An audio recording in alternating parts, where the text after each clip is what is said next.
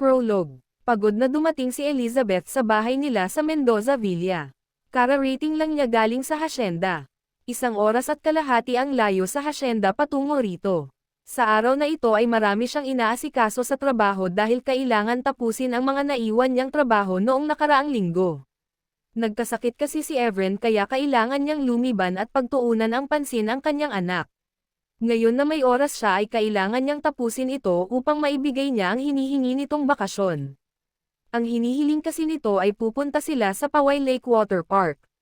Gusto nito ang tanawin ng lawa kaya ibibigay niya ang kahilingan na doon na muna sila ngayong kaarawan niya.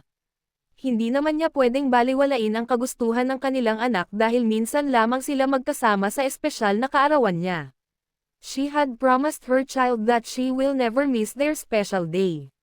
She doesn't want to neglect her child, and Evren is her top priority. Evren will turn 5 this coming October 24 at 27 taon na rin siya ngayong buwan na ito. Magkasunod lang ang araw ng kaarawan nila. Kailangan niyang maglaan ng oras para sa pamilya niya. Bitbit niya ang kanyang sling bag at mga papeles nang makapasok siya sa bahay. Hinubad niya ang kanyang heels at nilagay sa gilid ng pintuan kung saan ang shoe rack. Naglakad na siya patungo sa sala. Kumunat ang noo niya nang makitang wala man lang ang mag-ama niya.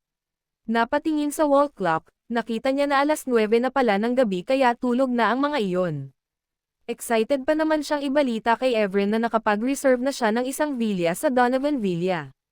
Magandang gabi po, Ma'am Liza.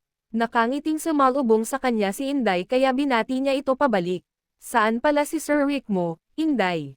Kinuha muna nito ang mga gamit niya bago ito sumagot sa kanya, siguro pinatulog po si Evren, Ma'am Liza. Ganoon ba? Napatingin siya sa hawak nitong gold lipstick ang lagayan. Anong shades iyang lipstick mo, Inday? Hindi ko alam na mahilig ka rin pala sa Lockery brand. Napatikip naman ito sa bibig at nakita niya ang pamumula ng pisngi nito. Alam na niya kung sino ang nagbigay kundi ang nobyo nito. Gift po ito ng boyfriend ko, ma'am. Tumanggaw na lamang siya rito.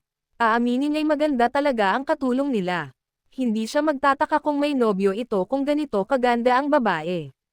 Parang ang anak mayaman ito dahil sa kutis ng balat. Sa pagkakaalam niya ay matanda siya rito ng 2 taon. Sige, aakyat na muna ako para maligo dahil amoy pawis na ako, Inday. Nilagpasan na niya ito at tumungo na siya sa hagdan. Sa kalagitnaan ng kanyang pag-akyat sa hagdan ay napatigil na lang siya nang tinawag ulit siya nito. Lumingon siya rito at taka niya itong tiningnan. Ma'am, ipaghahanda ko na ba ang pagkain ninyo? Napaisip siya kung kakain ba siya o hindi.